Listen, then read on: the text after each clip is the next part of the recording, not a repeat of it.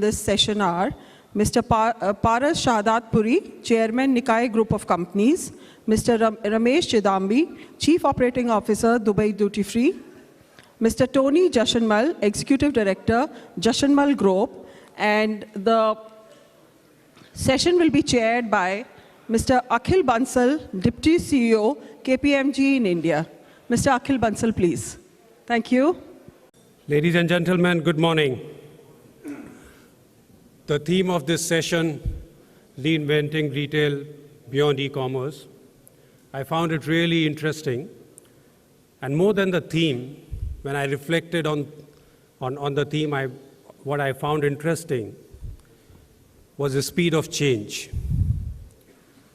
For decades and centuries, we were used to physical trade, online, offline, physical store, brick and mortar, for decades and centuries. And just about a few years back, when technology introduced us to online trade and e-commerce, within few years of that commencement of this new era, we are asking this question of reinvention. The speed of change with which the world is changing is sometimes scary, actually. Anyway, when I thought of this theme, the few examples hit my mind, and one of them being personal. Just about this Saturday gone by, I was at home and I saw my wife browsing online, and she happens to land on this page called abof.com. abof.com is Aditya Birla Group fashion portal, and there are thousands and thousands of variety of garments and other fashion accessories.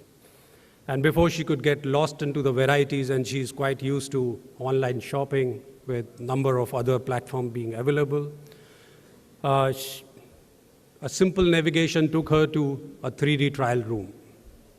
And with the help of 3 basic measurements, she could create a digital avatar of herself.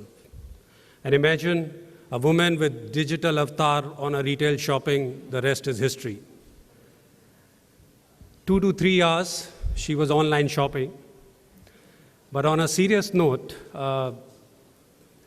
if I could later on think about what she could achieve in those 2 to 3 hours, she could do hundreds and hundreds of trials with permutation and combination, with this top and that bottom and that bottom and that jacket and that slipper and that sandal. After 3 hours, she managed to buy few stuff. But if I reflect on it, one, she was a very happy customer. At the end of 3 hours, she was really, really very happy customer. And secondly, what she could achieve, if we were to do that in a physical store in a mall, we probably would have taken 2 to 3 days to do those hundreds of trials. And we would have been really, really tired. So it's an amazing story how augmented virtual reality has made a 3 days task into 3 hours task. Similar story of Lenskart.com. Your picture is taken online, and you can check hundreds of frames on your face, which one suits you better, input your prescription, and your spectacles can be delivered in 2 to 3 days' time. IKEA. IKEA has created a virtual IKEA kitchen with real-world size. A customer with the help of a simple HTC handset can use the app and explore and customize kitchen to his or her preference and to the real measurement. You simply put the real measurement of your kitchen and you can move, sink to be here and sink to be there, and entire kitchen can be planned within an hour or so, which is otherwise not possible unless you use an architect expertise. So ladies and gentlemen, future of retail is not coming. It's already here. If I use the retail language, it is in a store already. We are talking about $27 trillion e-commerce by 2020. And Asia Pacific will continue to be the major market, with India alone is expected to touch $100 billion e-commerce by 2020. What is changing is consumer behavior. The customer expectations are becoming limitless, whether it's instant delivery, intuitive commerce, or even in-store compelling experience. It's a new breed of customers we have today. The customers who is very comfortable with devices, data, moving from one channel to another very comfortably, and of course, very well informed more than ever before. But who's making this change? Is it consumer himself? It's the retail sector which is making change. And the changes are coming from the digital technology advancement. The technology is taking retail to a new height. It is empowering the consumer. It's actually spoiling the consumer. It is enabling consumer to not only more effectively interact with brands, research for information, try products, even communicate with other customers, and most importantly, buy in real time. With all this, brings me to think that technology is the answer. But if technology is the answer, then what really is the question? At this juncture, when we look at the retail business, I think the question that are coming up in the sector is that, is it online versus offline? Is it large versus local and small? It is man versus machine? Or it is competition between various channels, or it is collaboration and alliances? As the digital world turns, the online retailers are aggressively pushing to get more and more market share. And the physical retailers are trying hard to hold the ground and stay alive and stay viable. But both of them are going in direction which is experience-based value delivery for customer engagement and retention. If I were to convert these into 3 E's, what will define the future of retail is experience, engagement, and efficiency. And all of them will be delivered through technology. Actually, a large client of ours, I met him a couple of weeks back, and this company is one of the largest in the e-tail sectors in the country. He spoke to me about his vision and future of retail, and he described it as hyper-local, omni-channel marketplace. And ladies and gentlemen, he was not talking about 3 different types. He was talking about all of them combined as one phrase. Hyper-local. The products will be delivered to the customers at the time and venue of his choice or her choice through the nearby store. Omni-channel. The customer can order online, offline, multi-brand store, exclusive store, kiosk in the airport, direct selling. All channels will have to be combined together. And a marketplace where the product may not belong to the retailer himself, but product may relate to a third party. It's a great example of collaboration which will happen between the various channels. Another great example of collaboration we have is ShopX. Tier 3, Tier 4, Tier 5 cities in India still do not have enough internet. smartphones, or even English-speaking population. Here we get assisted e-commerce, where ShopX with 40,000 retailers already tied up, the mom and pop show, who the nearby customers trust, will help those customers go through the various products which are not available in that city otherwise. And through that retailer, they will be able to order on ShopX, who in turn will get it from other retailers, be it Myntra, be it Flipkart, be it Snapdeal, and deliver it to that retailer and in that smaller city. And therefore, a combination of technology, combination of a large player, combination of online and offline put together is delivering the result which was otherwise not possible in Tier 3, Tier 4, Tier 5 city. And why talk about retail sector? In few years' time, probably in India, the biggest retail agency will be Indian Railways.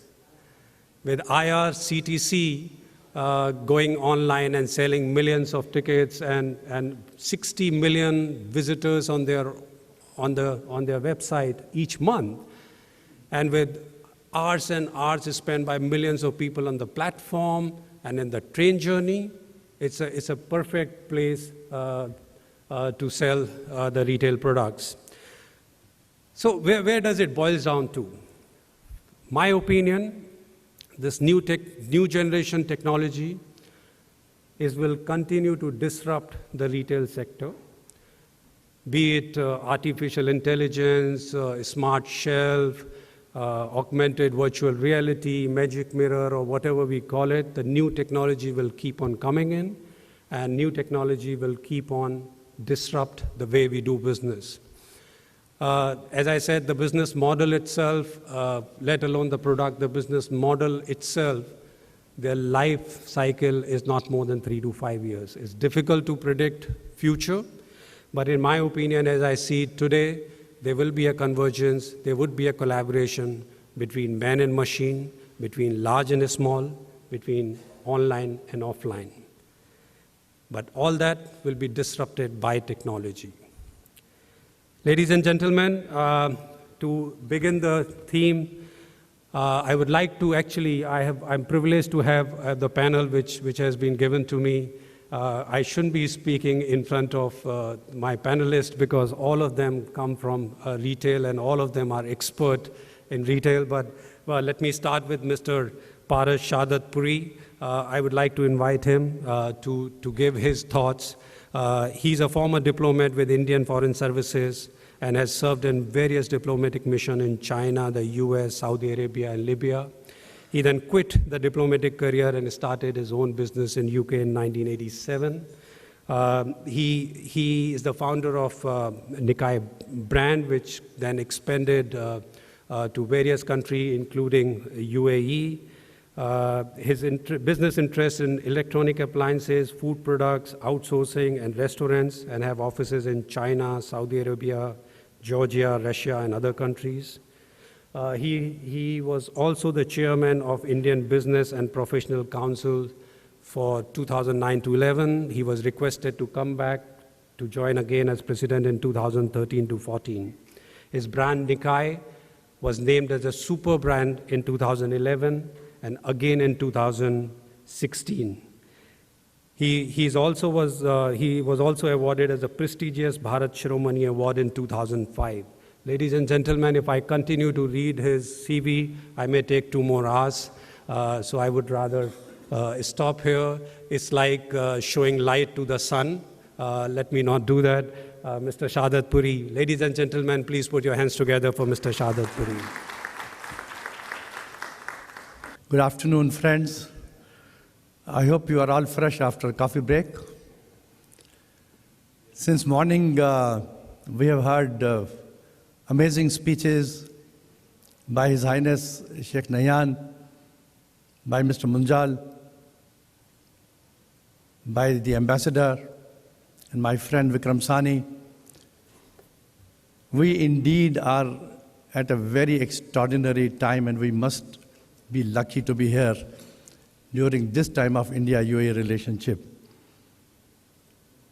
we have been talking about our historical ties with the UAE and India. We have been talking about our biggest trading partner, but this is entirely a different period for us for the first time in the history of India-UAE relationship.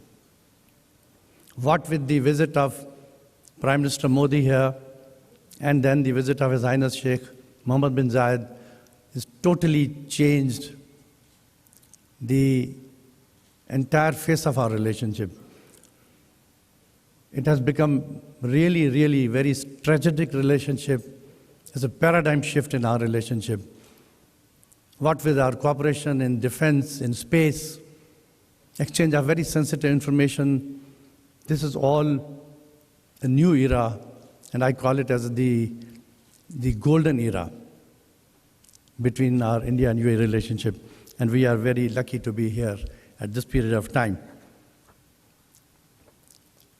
Today's theme is retailing and beyond e-commerce.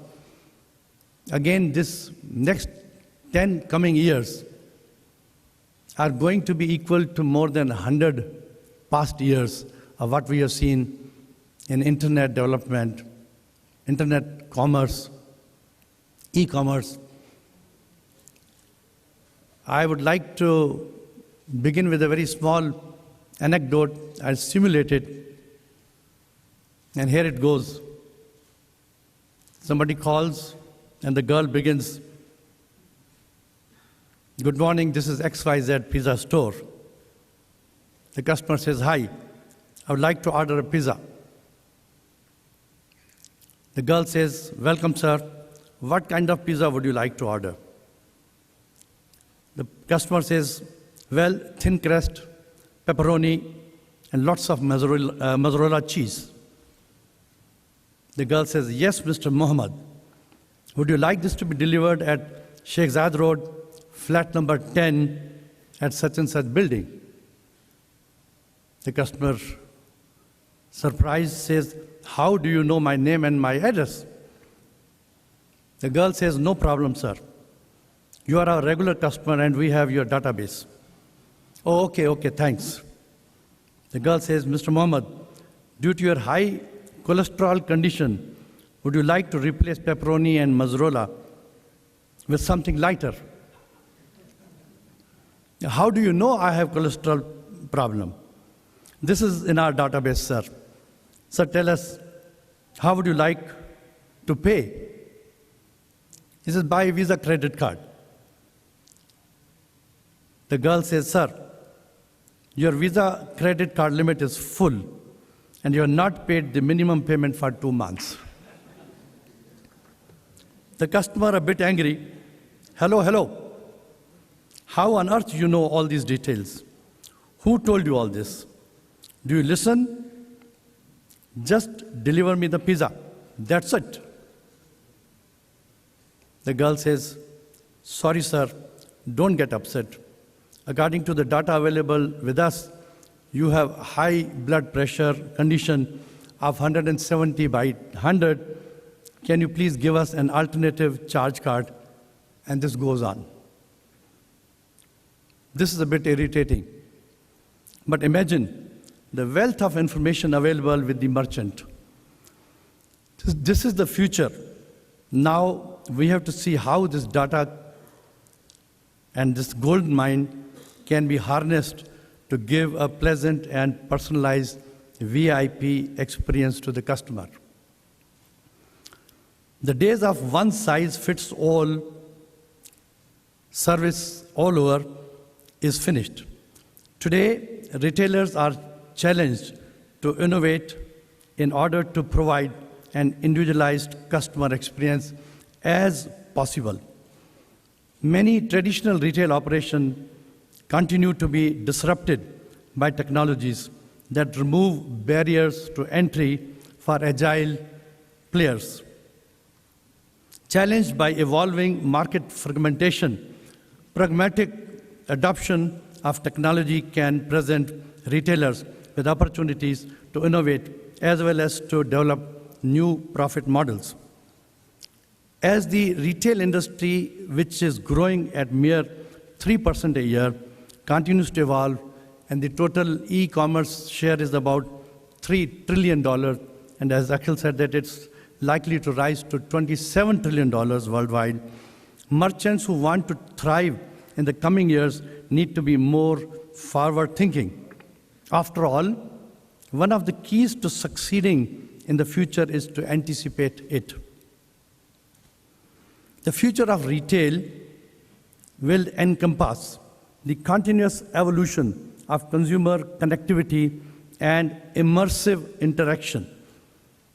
Retailers must be prepared to deliver a personalized experience to shoppers, whether it is in store or outside. If your point of sales POS system is not providing in-depth analysis on your customer inventory and conversions, it's time to upgrade it immediately.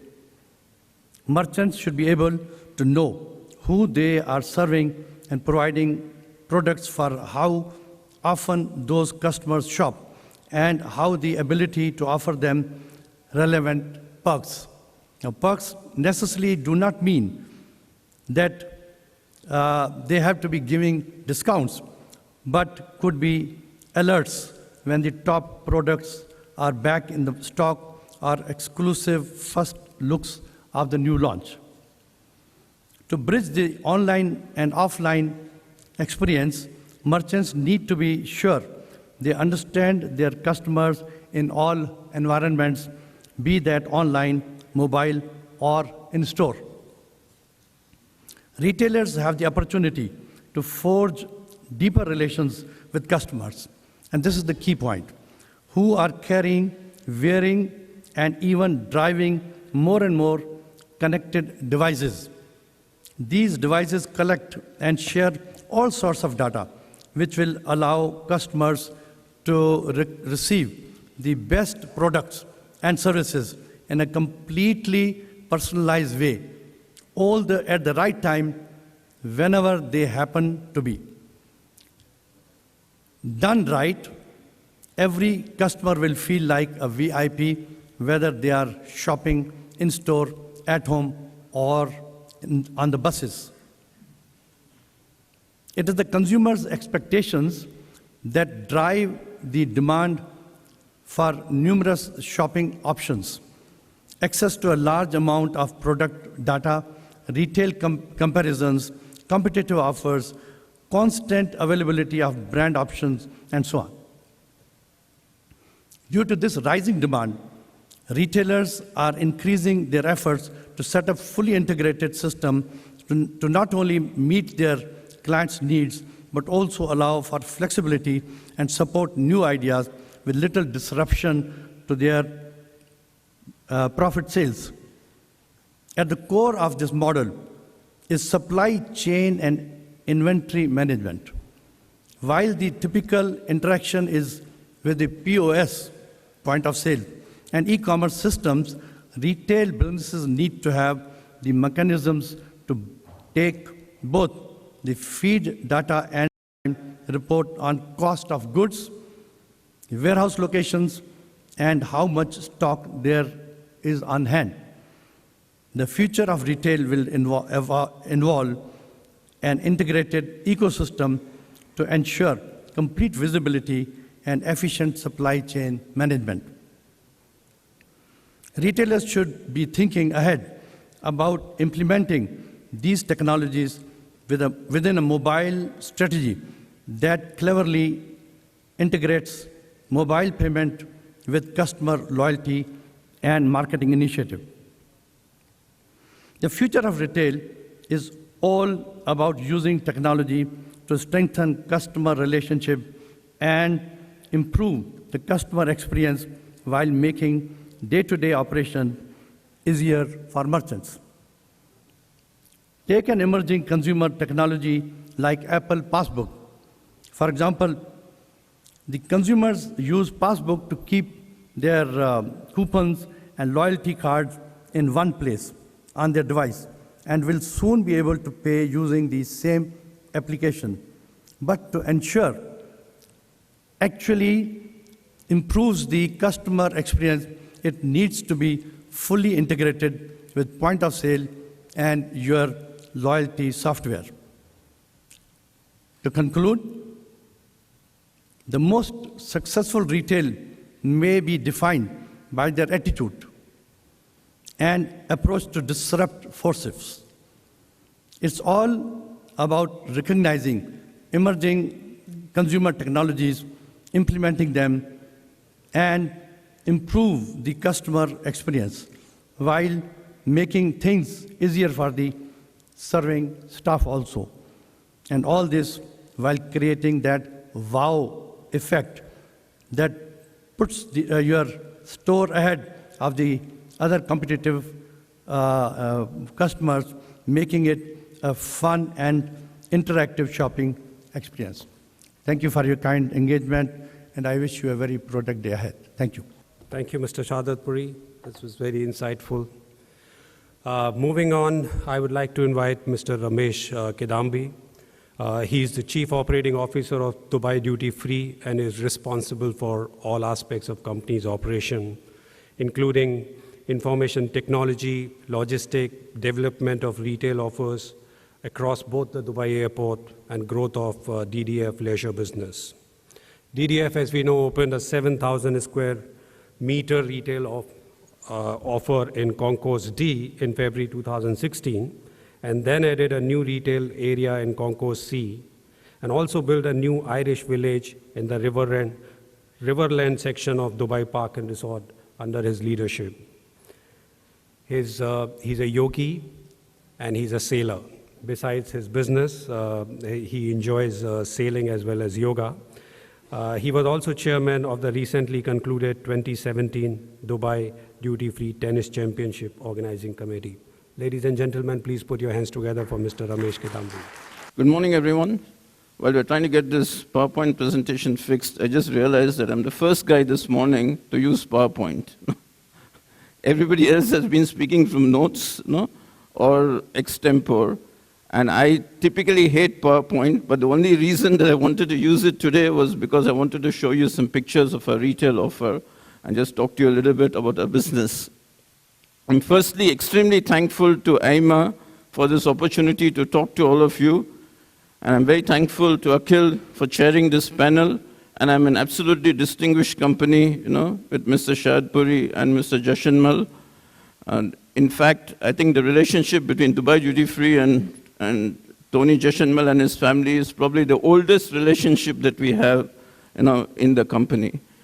Dubai Duty Free started in 1983, on December 20th, 1983, and we have been trading non-stop, 365 days a year, 24 hours a day since that day, and we have gone through airport expansion, renovation, refurbishment, all kinds of activities at Dubai Airport, without stopping to trade even for a minute. And a lot of our success in the last so many years has been because of the partnerships that we have with the Jashanmal company and with many others, some of you who are in the room. And we are always grateful to the support that we got from the community over the last 30 years. I joined Dubai Duty Free in 1987, and I came to Dubai for 6 months, and I'm still here, 30 years later. And when Mr. Shahdat Puri was saying that he started his business in 1987, I was saying to myself, he has done much more in 30 years than I have, But it's really fantastic that, he built the brand and has been enormously successful in that space. And it's a real, he's a real credit to the Indian community here and has provided leadership to the community over many, many years. What I'll do is I'll talk to you a little bit very quickly about the travel retail business that we are a part of. The travel retail business is a $60 billion business, and there are 4 or 5 major channels in the business. There's the airport shops like what we have. There is the ferries business and the border shops. There is the airline, in-flight duty-free offer. And the business in general has been fairly flat. In the last 9 months of 2016, we had about 2.2% growth, But my expectation for 2016, when all the figures come in from all the operators, would be that the business would be pretty much flat, 1 or 2% growth at the most. So as a business, it's quite a tough business to be in because we are no longer seeing the growth that we have seen before. And part of the reason for that is really the advent of e-commerce. And Mr. Shahad Puri and Akhil referred to that in the comments, in terms of what online retailing is doing to the physical retailers. And as you can see from this, nearly half of the travel retail business is contributed to by the airport shops, of which Dubai Duty Free is a part. If you look at it from the point of view of the companies that are in, and some of you might be familiar with this and some of you may not, so I just took the liberty of showing you 1 or 2 slides about this.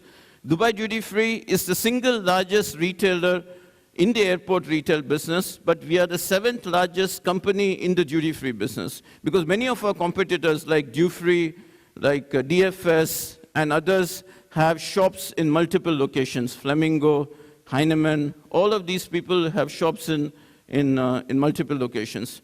But we operate in only 1 airport or 2 airports, Dubai Airport and Al Maktoum International Airport, and we are the 7th biggest in terms of size within the industry.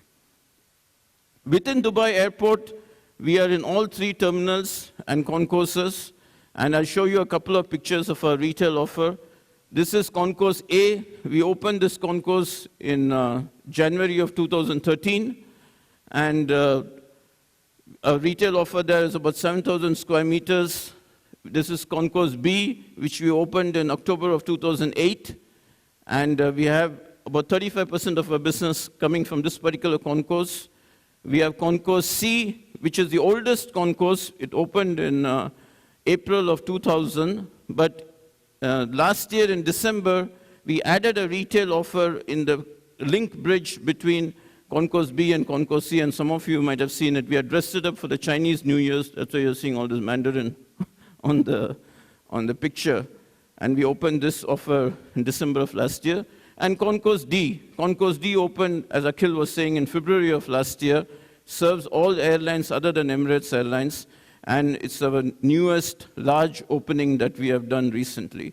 With these 4 concourses, the retail offer that we have in Terminal 2, with the retail offer in Al Maktoum International Airport, we have about 36,000 square meters of retail space across 180 shops and 6,000 employees working in the business. And what do we do with all of this? We make a little bit of money.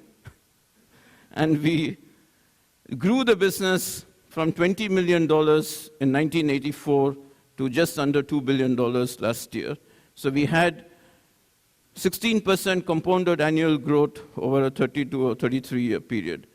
Because I'm speaking to a group from the Management Association, those of you who keenly look at slides or graphs will notice that the growth tapered off towards the end of that cycle. So really last year and the year before that were tough years in terms of growing the business. But we had fantastic growth in the first 25 or 28 years, and then it sort of tapered off a little bit. We do about 26 million transactions a year, and we sell about 80 million units of merchandise.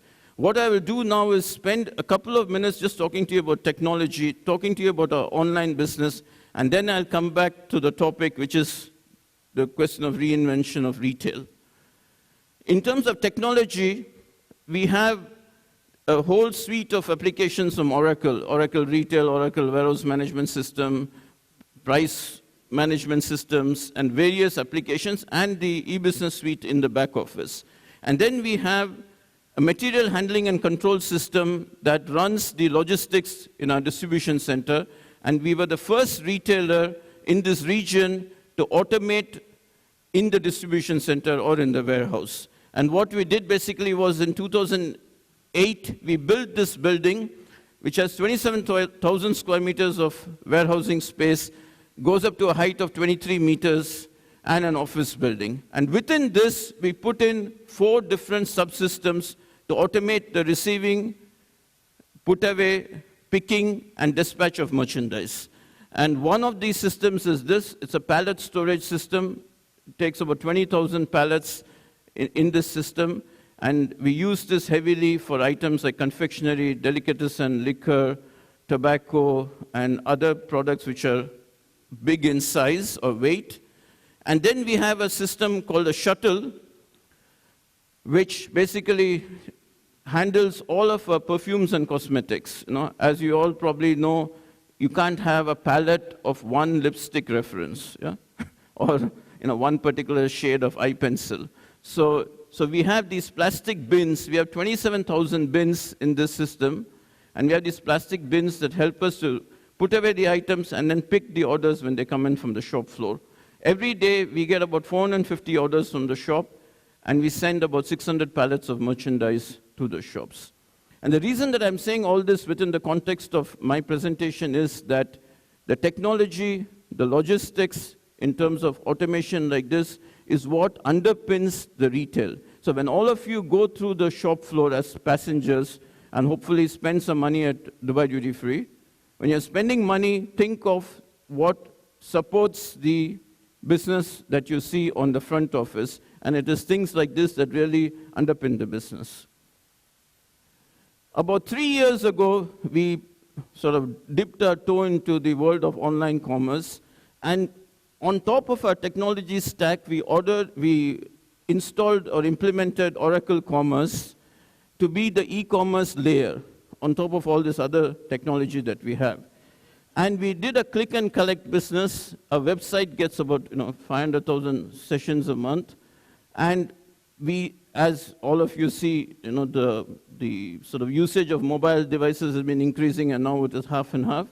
And we gradually built up this business. Initially, we just had click and collect. Then we added payment. And now we are looking at other possibilities. And the business is generating about 60 million dirhams in revenue a year. Now, for a retailer like Dubai Duty Free, and I come back to something that Akhil mentioned in his remarks, going into the online world is not an easy task. And it's extremely difficult for physical retailers to quickly adapt and make progress in this area. And for us, because the online business is relatively small, on turnover of 6.6 billion or 6.7 billion dirhams, if we do 60 million in the online business, it's a very small part. So how much attention do you pay to it? How much resources do you put in it? Can you really compete with somebody who's a pure play online player? These are all existential questions for somebody like us. And it is something that we think about every single day. And what we find with the online business is that the categories of merchandise that get sold are generally restricted to one or two. Technology, liquor to some extent, on the click and collect business. And technology products really are driving most of the online business for us, and the margins are relatively small. And for a company like ours that have 100,000 products in the shop floor, our online offer only has about 4,000 or 5,000 products.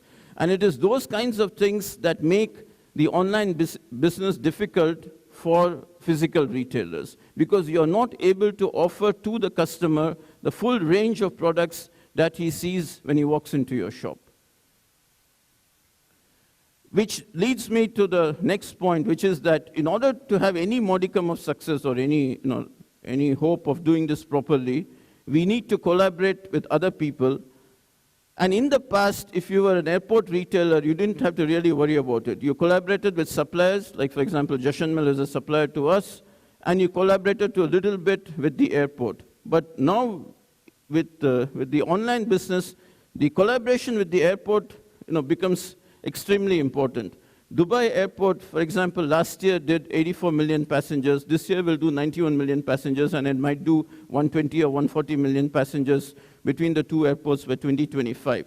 And what the passengers want is a seamless experience when they come through to the airport. And passengers find it difficult to understand why the different entities in an airport are not talking to each other. Why is the airline not talking to the retailer, not talking to the airport authority? And it is partly because an airport is in the end a collection of many stakeholders. You have immigration, you have police, you have the ground handling people, you have the airlines, you have the retailer, you have the food and beverage guys, you have the airport company itself. All of these people in the past have done things as it suited their individual businesses, but they never really concerned themselves about the overall passenger experience.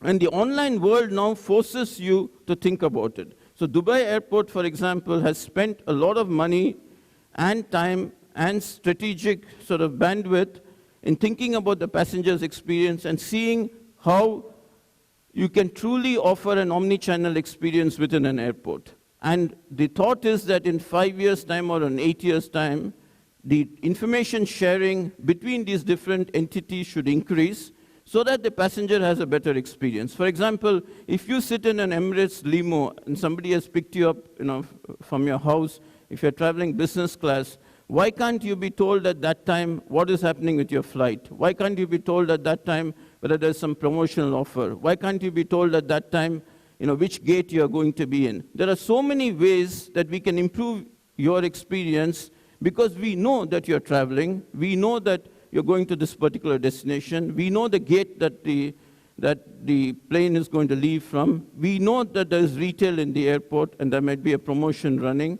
but all of these things don't come together in a meaningful way at this point in time. And that's what I think you'll start seeing it more and more with technologies like this, with cooperation with the airlines. We did the Skywards redemption program last year. We started on September 26th. And from September 26, 2016 to today, we have redeemed 650 million miles of Skywards miles, using this program. It's a small example, but a good example of what can happen if you collaborate. We are working with all the different brands continuously. One of the challenges for somebody like us who are trying to be in the online business is the quality of the catalog and the quality of the images and the quality of the content. If you're a physical retailer, you can get away with a 200-character description of a product, buy the product, sell the product, take the money, and you're perfectly happy. But if you're an online retailer, a 200 description, 200 character description of a product does not suffice. You need images, you need rich content, and the brands have a big part to play in that and helping us to develop a catalog. We did a collaboration with Ctrip. Ctrip, as some of you may or may not know, is the largest travel agency, online travel agency in China. They have 30,000 employees. Okay? Their head office has 10,000 people. So we did a collaboration with them, and we sort of target the Chinese passengers who are coming to Dubai Airport. And we started this on the 1st of February last month. And we think that through this program, we will generate about 120 million dirhams worth of sales in 1 year.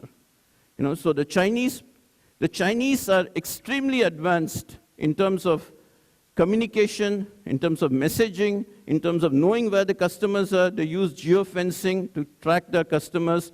They have an operations room that looks like the space center that NASA has in Houston. And the level of technology and their ability to reach the customer and communicate meaningfully with him is just unbelievable. So we are trying to leverage on that relationship to market better to the Chinese customers. The Chinese are 4% of the passengers using Dubai Airport, but they are 9% of our business. Which brings me to the last slide you'll be pleased to know, which is the whole business of reinventing retail. I was very concerned this morning when Dr. Azad Mupan was saying that the shops will disappear and